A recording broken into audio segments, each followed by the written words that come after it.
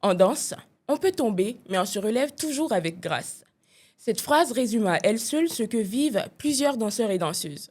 Ce sont des chutes, des doutes, des blessures, mais à chaque fois une force incroyable à se relever, à transformer l'échec en mouvement et la douleur en beauté. Dans cette émission, on part à la rencontre de ceux et celles qui incarnent cette force mentale afin de vous les faire découvrir comme jamais encore. Alors, entrez maintenant dans la danse et bienvenue dans Confidence.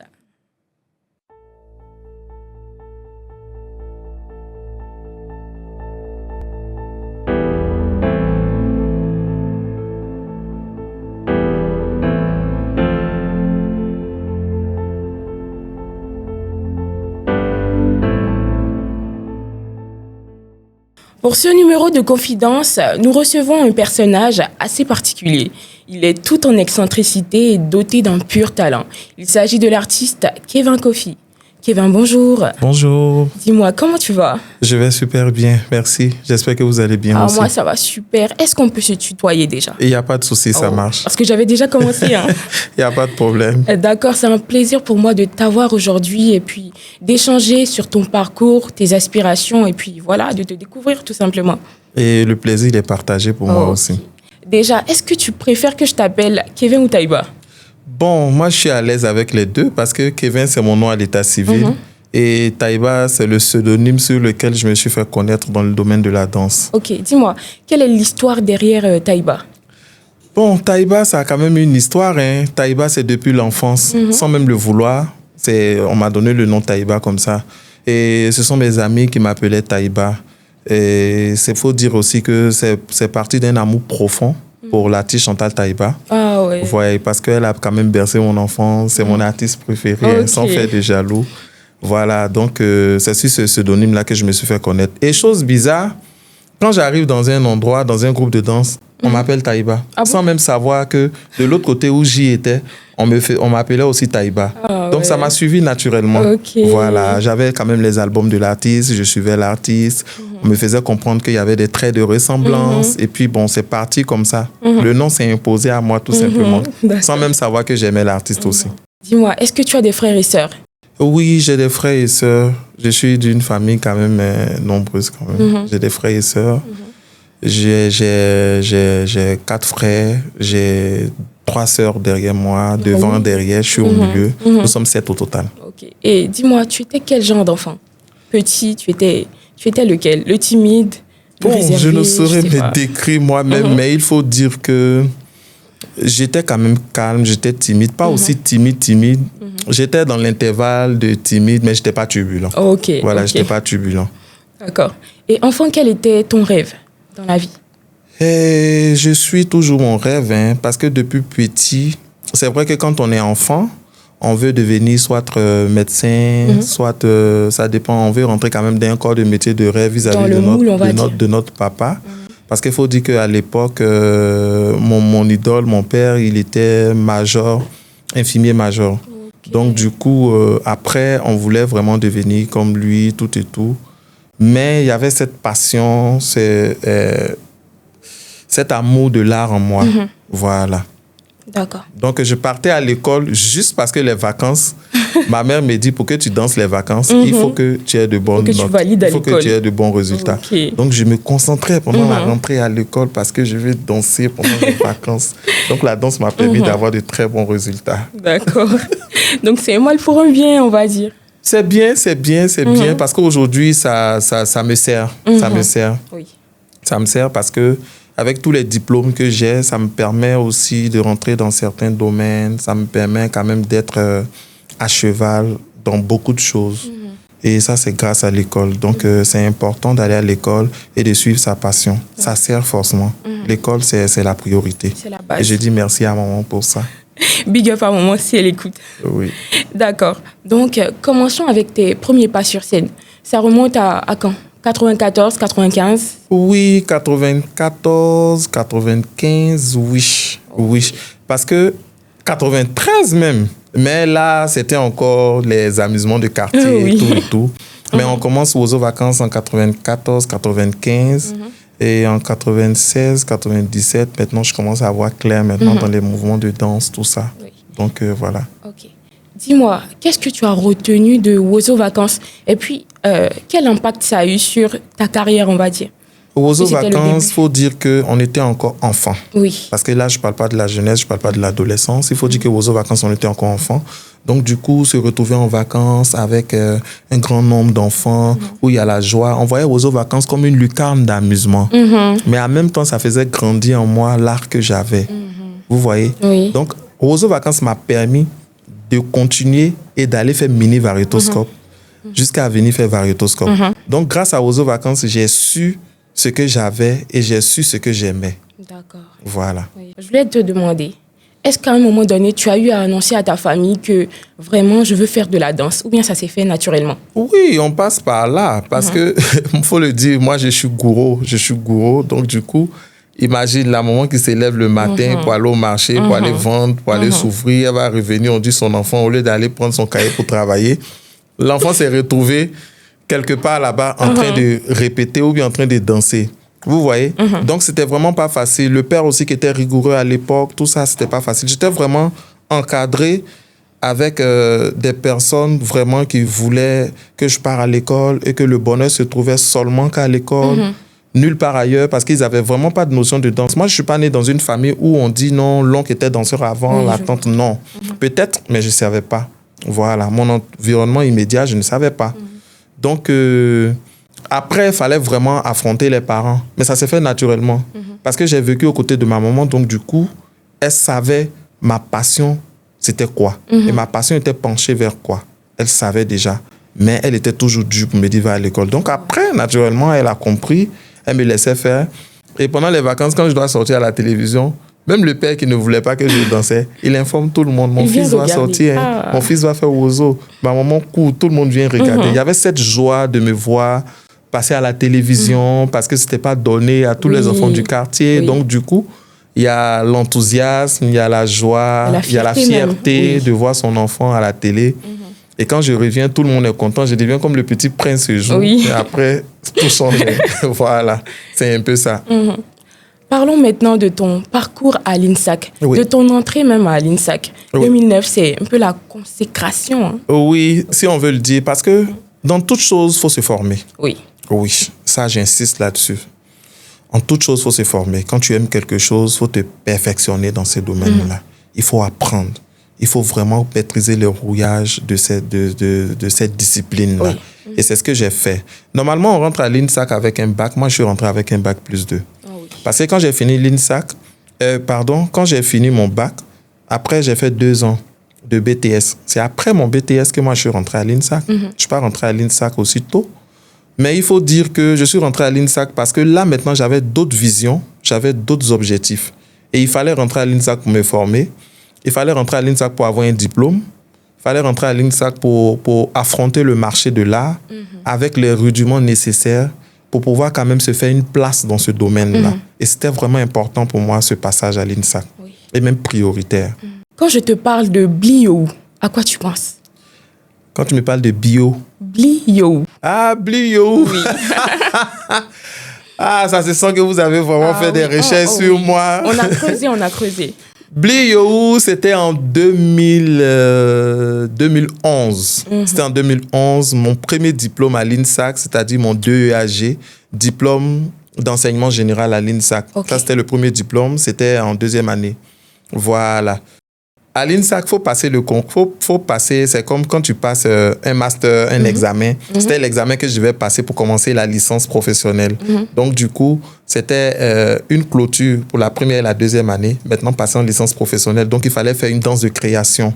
Et comme moi, je suis gourou, j'ai préféré faire la danse Blio. La danse Blio, ça vient de Oumé. Voilà, c'est une danse des aigles, en fait. Voilà, une danse d'oiseaux. Voilà. Donc, j'ai fait la danse Blio, qui a été quand même très bien appréciée par mes professeurs en ce temps. Et puis, c'est cette danse-là qui m'a permis d'aller maintenant au niveau de la licence professionnelle, c'est-à-dire en licence 1, qui était la 3e année. D'accord. À l'INSAC. OK. Tu es entré à l'INSAC. C'était un rêve quelque part qui commençait à se présenter devant toi. Maintenant, dis-moi, est-ce que tout s'est passé comme tu l'avais prévu? Tes années ont été comment? Bon, Il faut dire que moi-même, je suis une histoire. Hein. Ah oui. Il faut dire que je suis une histoire. J'ai traversé pas mal de choses. Bon, pour nous, les Capricornes aussi, c'est pas facile. Nos vies ne sont vraiment pas faciles. D'accord. Je suis rentré à l'INSAC, c'était un rêve, oui. Ça, il faut que je l'avoue, c'était un rêve. Mais ça n'a pas été facile parce que j'ai rencontré pas mal de difficultés. Mais comme je suis quelqu'un, je ne me laisse pas vaincre aussi facilement. Je me suis battu quand même. J'ai bataillé, j'ai quand même lutté à affronter tout ce que j'ai rencontré. Parce qu'il faut dire que je suis tombé malade pendant 2 ans à l'INSAC. C'est-à-dire que, oui, c'est-à-dire à mon année de master. Okay. Mon année de master 2. Ma promotion avec laquelle je suis rentré pour la première année, on devait avoir le master 2 ensemble. Mais moi, au master 2, je suis tombé malade. Donc, j'ai fait 1 an sans aller à l'école. Mais comme j'étais quand même un étudiant brillant, normalement, on renvoie les gens. En cette année, à cette époque, on renvoyait les gens. Hein. Même pour cette raison de maladie. Oui, mais ils ne m'ont pas renvoyé. J'ai dit merci à tous les instituteurs à cette époque-là. Ils ne m'ont pas renvoyé. Ils m'ont laissé me traiter, me soigner parce que quand même, je faisais partie quand même des étudiants brillants. Et quand j'ai fini de me traiter pendant 1 an, je suis revenu. J'ai repris le master 2. Oh, wow. C'était pas facile avec la maladie, tout et tout. Il fallait reprendre. Mais j'ai tenu bon et j'ai terminé mon année. Oh, Dieu merci. Nous sommes vraiment fiers de vous. Hein. Merci. Ah, oui. Merci. Dis-moi, aujourd'hui, est-ce que quand tu regardes ton parcours, à un moment donné, tu as voulu abandonner? Il faut dire que la danse n'est pas facile, mais moi je pense que c'est comme tous les autres domaines. Mais comme c'est mon domaine que je maîtrise le mieux, la danse n'est vraiment pas facile. Déjà, il faut affronter la famille. Si la famille n'est pas pour, il faut affronter même l'environnement immédiat. Il faut affronter soit peut-être ta compagne, ou bien si tu es en relation avec quelqu'un, il faut affronter. Parce qu'on connaît les réalités de la danse en Côte d'Ivoire ici. C'est maintenant que le secteur est en train d'être quand même... Comment est-ce que je peux dire? Le secteur est en train d'être amélioré, si je peux le dire ainsi. Parce qu'avant, c'était encore basique et c'était encore compliqué. Donc, du coup, il faut vraiment affronter beaucoup de choses. Donc, arrivé à un certain moment, tu te dis, je commence à prendre de l'âge, je commence à grandir, je ne vois rien là-dedans. Il n'y a même pas de revenus comme il se doit. Parce qu'avant, on dansait pour des sommes où, si on dit aujourd'hui, les gens seront étonnés. Hein. J'imagine. Donc, du coup... Après, tes parents te voient faire des gombos, comme on le dit, des gombos, c'est-à-dire des prestations. Tu danses là-bas, tu vas là-bas, mais il n'y a pas de revenu en tant que tel. Donc après, tu veux arrêter pour aller faire un autre métier, juste pour certaines réalités. Nous sommes en Afrique. Tu dois faire face à certaines charges, certaines factures, tout et tout ça. Même si tu vis en famille, tu prends de l'âge aussi, il faut réagir. Donc, c'est pas facile. Souvent, tu veux arrêter.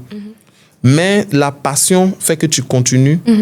Et c'est ce que j'ai dit. Pour pouvoir mieux continuer, il faut te former pour connaître les rouillages et puis savoir sur quelle piste te lancer, en fait.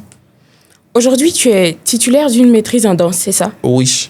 Mais nous sommes un peu étonnés que tu n'aies pas voulu ou que tu n'aies pas choisi le chemin de l'enseignement. Pourquoi? Bon, c'est pas que j'ai pas voulu, c'est pas que j'ai pas choisi. Pour être honnête, il faut dire que j'ai passé le concours 2 fois. Ça n'a pas marché. Je me dis que c'était pas le moment. Donc, après ça, comme je vous l'ai prédit tout à l'heure, j'ai quand même des diplômes. Donc, je ne peux pas m'asseoir.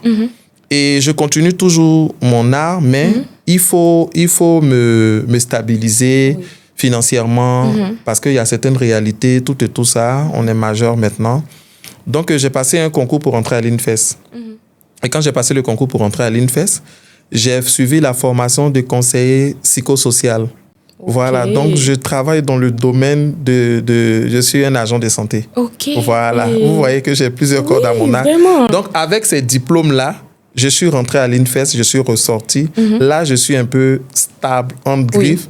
J'ai un boulot, j'ai quand même un salaire, bon, pas salaire, une prime chaque fin de mois qui me permet maintenant de toujours progresser dans mon art. Donc, j'ai passé le concours, après, ça n'a pas marché. Donc, je me suis dit que ça ne doit pas être une porte fermée. Il faut toujours continuer à se battre. Donc, je suis rentré dans le domaine de la santé. Aujourd'hui, j'occupe quand même un petit poste où je me débrouille, où je me défends. Mais je continue toujours mon art parce que c'est ma passion. Voilà. Mais ne vous inquiétez pas, je vais rentrer. Je vais rentrer à l'INSAC. Je suis sur le chemin de rentrer. On attend ça, on attend que ça. ça. Je vais rentrer parce que c'est là-bas que je me sens, c'est là-bas que je suis à l'aise en fait. Donc je vais rentrer. D'accord. On dit également qu'il faut être prêt à tout dans le milieu artistique. Donc, est-ce que tu as déjà dû faire des compromis ou est-ce que tu as déjà reçu certaines propositions qui ne s'alignaient pas tellement avec tes idéaux? Bon.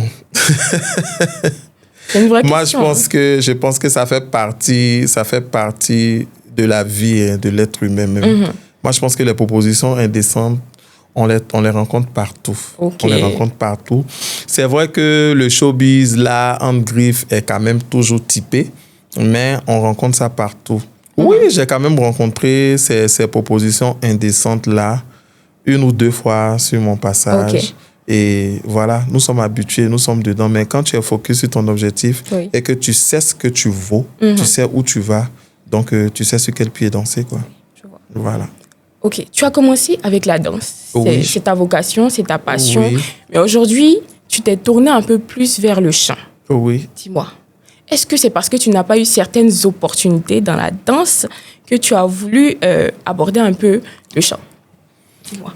Bon, jusqu'à présent, j'ai encore toutes les opportunités dans la danse. Ok. La danse m'a tout donné. La danse continue de me donner beaucoup. Voilà. La danse m'a permis de voyager, d'aller partout. Et la danse m'a permis de connaître, de côtoyer et de rencontrer beaucoup de personnes. Je savais que j'allais devenir chanteur un jour. Ok. Parce que quand on était encore à l'université, c'est-à-dire à l'INSAC, j'emmènais toujours mes amis. C'est moi qui étais toujours la personne en train de chanter tout le temps. C'est vrai que je n'étais pas dans la gamme parce que je ne m'y connaissais pas. Mais je chantais tout le temps. J'emmènais mes amis. Je salue Nali au passage, Nali Yavo-Léandre, un ami que je fatiguais beaucoup aussi, qui me disait, mais toi, tu es venu faire quoi ici? Il y a l'école de musique, tu es venu nous emmerder à l'école de danse. Qu'est-ce que tu veux faire finalement? J'ai dit, oh, laisse-moi. Donc, je savais que j'allais devenir chanteur. Et il faut dire que de la musique à la danse, il n'y a qu'un pas. Ce sont 2 disciplines sœurs. Donc, du coup, pour moi, c'est comme si je faisais la même chose, Ok. mais sous une autre forme. Ok. Parce que même dans mes prestations, je mets toujours la chorégraphie en avant. Je mets la danse en avant.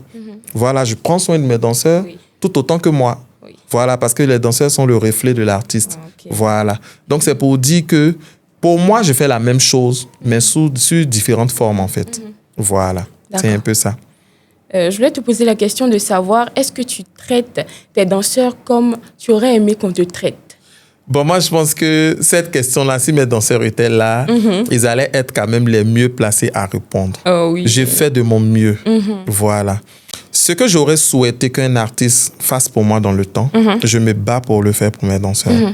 Je les habille bien. Je fais l'effort de les mettre dans des conditions pour qu'on soit présentable sur scène. Il faut dire que je roule aussi à fond propre, mais je fais quand même l'effort de leur donner le minimum. Parce que quelqu'un qui travaille pour toi, quand il est quand même content, il le fait bien. Oui. Voilà. Donc, les danseurs sont les reflets de l'artiste. Voilà. Il faut quand même mettre les danseurs à niveau. Je prends soin de moi, je prends soin de mes danseurs. Mes danseurs sont ma priorité. Oui. Voilà. Dis-moi, pour toi, est-ce que la danse nourrit son homme? Oui, la danse nourrit son homme si le pratiquant lui-même sait ce qu'il veut de cette discipline-là. Raison pour laquelle j'ai dit qu'il faut se former. Si tu te formes et que tu as les rudiments nécessaires et que tu te présentes sur le marché de l'art et que tu as quand même les compétences, les capacités, tout de suite, c'est sûr que tu vas vivre de ça. Oui. Mais si tu es encore sur les manières basiques, c'est-à-dire tu es encore sur du traditionnel, Oui. ils vont te prendre comme ça. Tu n'as pas de formation. Tu n'as pas de formation, tu es là sur le tas, ils vont te prendre comme ça.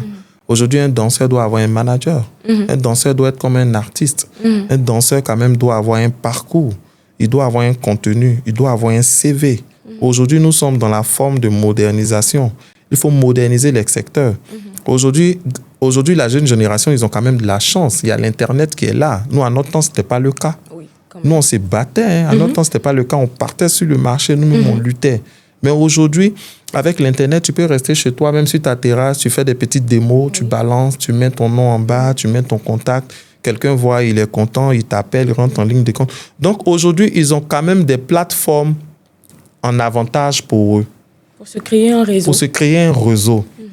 Aujourd'hui, il y a des fédérations, il y a des organisations, il y a des secteurs qui sont en train d'être mis en place, qui sont déjà mis en place pour pour valoriser le danseur. À moins que toi-même, tu ne veux pas quand même te professionnaliser. Sinon, aujourd'hui, il y a tout pour qu'un danseur vive de son art. Donc, pour toi, est-ce qu'aujourd'hui, en Côte d'Ivoire, la danse bénéficie d'une exposition suffisante? Il y a encore du boulot à faire. Mais il ne faut pas quand même minimiser les efforts qui ont été faits.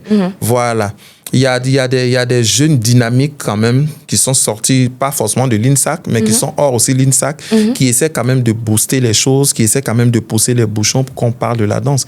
Aujourd'hui, la danse est enseignée dans les lycées et collèges, chose qui n'était pas à notre époque. Vous voyez? Oui. Donc, nous sommes une génération, quand nous sortons, nous essayons quand même de faire bouger les choses, de faire bouger le secteur pour la jeune génération derrière. Et notre prière, c'est que ça soit quand même maintenu et que la relève soit assurée, que le travail continue. Mais il y a encore beaucoup à faire. Il y a encore beaucoup à faire. Parlons de ça. Quelles sont tes propositions? Si aujourd'hui, tu avais la possibilité de faire quelque chose dans le domaine de la danse, qu'est-ce que tu ferais? La première des choses, c'est de former les jeunes. C'est de former les jeunes parce que la majorité des jeunes, il faut qu'on soit honnête, la majorité des jeunes danseurs d'aujourd'hui ont arrêté très tôt les cours. Ils ont arrêté très tôt les cours, d'autres même en classe de CM2, d'autres en classe de 6e. Moi, je pense qu'il faut les former. On ne va pas statuer sur le niveau d'études, mais il faut les former dans le domaine de l'art. Il faut créer comment est-ce qu'on appelle ça? Il faut créer des séances de formation. Il y a des coachings, il y a des séances de formation. On peut créer peut-être une séance de 3 jours, d'une semaine pour pouvoir former des ateliers de formation. Je cherchais le mot, merci. Des ateliers de formation pour former les jeunes, pour former sur l'entrepreneuriat, pour former comment écrire un projet. Parce que c'est aussi ça. Il ne faut pas danser la tête vide. Qui va écrire tes projets? Tu dois postuler. Donc, il faut écrire des projets. Il faut vraiment connaître le droit pour discuter tes marchés. Il faut former les jeunes dans ce domaine-là. Beaucoup en ont besoin. Voilà. Aujourd'hui, il n'y a pas que la danse seule qui suffit. La formation. Il faut la formation à tous les niveaux, à tous les secteurs. Et l'INSAC nous a aidés dans ce domaine-là. Maintenant, Kevin, on va passer à une autre étape. Oui. On a une petite surprise pour toi. Voilà, quelques petites vidéos là. Donc, on aimerait avoir tes ressentis. Mais d'abord, tu vas les visionner et on revient pour les ressentis, ça va? D'accord. On y va? Ok. Les surprises, là, j'ai quand même peur des surprises. Il n'y a pas de souci.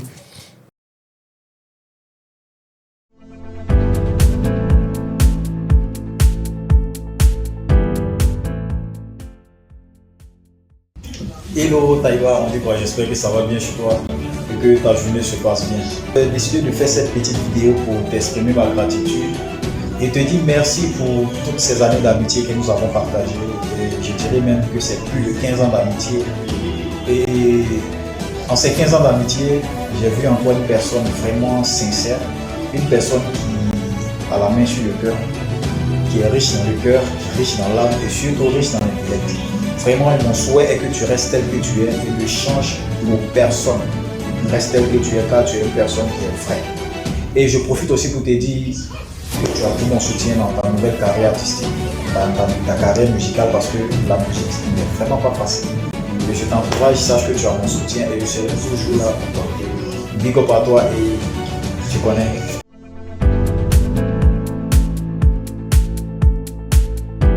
Ça me touche énormément. Ouattara Drissa, merci. Ouattara Drissa, il faut dire que c'est quelqu'un de très spécial pour moi. Voilà, il est toujours là, il est toujours présent quand j'ai besoin de lui. Il était à l'école des beaux-arts et moi, j'étais à l'école de danse. Voilà, on n'a jamais perdu le contact, on est toujours en contact. Quand j'ai un problème, je l'appelle, il est toujours présent. Vous m'avez vraiment eu parce que je ne m'attendais pas de voir Ouattara Drissa en train de dire toutes ces belles paroles pour moi. Vraiment, merci beaucoup. Et puis, je te souhaite aussi bon vent pour ta carrière. Allez, merci frère. Alors, Kevin, je te sens déjà un peu secoué. Je vous jure, je ne m'attendais pas à ça, franchement. Mais déjà, tu n'es pas au bout de tes surprises. Hein. On a une deuxième vidéo pour toi. Ah bon? Oh oui. Waouh. Donc, tu vas la regarder et puis nous donner ton ressenti. OK? D'accord, il n'y a pas de souci. OK, on y va encore avec la deuxième vidéo. OK.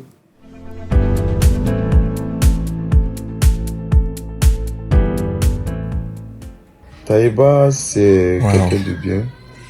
C'est quelqu'un que je connais depuis les années 2000.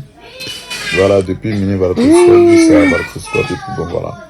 On a commencé à bosser ensemble. C'est quelqu'un que je côtoie au quotidien. Voilà, parce que nous sommes proches. Voilà, c'est quelqu'un de bien. C'est quelqu'un qui n'hésite pas à donner quand il le faut. Voilà. Merci. Son défaut, c'est qu'il attaque. Quand je dis l'attaque, quand il y a une situation, bien un truc automatiquement. Boum, boum, il envoie des patates. C'est mon son gourou là qui fait. Voilà, et ça, c'est quelque chose que j'essaie de le dire depuis longtemps. Voilà, parce que c'est pas à tout faut répondre, c'est pas à tout. Quand il devait chanter, il m'en a parlé. Voilà, c'est comme ça. Ouais. Il s'est lancé. Lucien Kouakou. Bon, voilà quoi, aujourd'hui, par la grâce de Dieu, ça va. Bonne chance, bonne carrière à toi. Merci. Sache que je serai là pour toi. Toujours. Peu importe même la si tu n'as pas dit. Je serai là. Yes, merci et puis à bientôt. Waouh, beaucoup d'émotions, hein. C'est beaucoup d'émotions, je vous jure. Lucien Kouakou, je lui dis merci. Je lui dis merci, j'ai pas de mots, j'ai rien à dire à ce monsieur, si ce n'est que merci. Tout ce que je veux faire, c'est à lui que je dis. C'est à lui que j'en parle. Et il m'a toujours motivé. Il est toujours avec moi. Même s'il sait que c'est difficile, il va au charbon avec moi. Il va au fond avec moi. Si vous ne savez pas, c'est mon manager. Oui, c'est mon manager actuellement. C'était mon collègue danseur, ami, frère. Mais je ne sais pas comment vous êtes arrangés. Ce sont les deux êtres qui me sont chers quand même dans le milieu. Ouattara Drissa et Kouakou Lucien, vraiment, c'est deux personnes très importantes pour moi. Voilà, qui occupent quand même une grande place dans mon cœur. Hein. Lucien Kouakou, on est toujours ensemble. Même quand je venais ici, je l'ai appelé, je lui ai dit j'arrive. Il dit il faut partir. J'ai dit mais pourquoi tu ne viens pas avec moi? Il dit non, aujourd'hui il faut partir. J'ai dit c'était pour ce coup-là. Ah, j'ai su, tu étais à la base. D'accord. En tout cas, vraiment merci à Lucien. Lucien, c'est merci. Merci. Parfait. Coupé.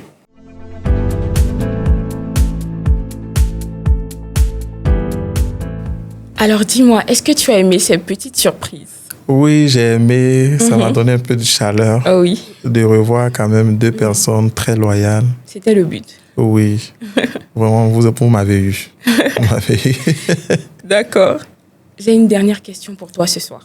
Oui, allez-y. Si tu avais la possibilité de changer quelque chose à ton histoire assez atypique, est-ce que tu le ferais?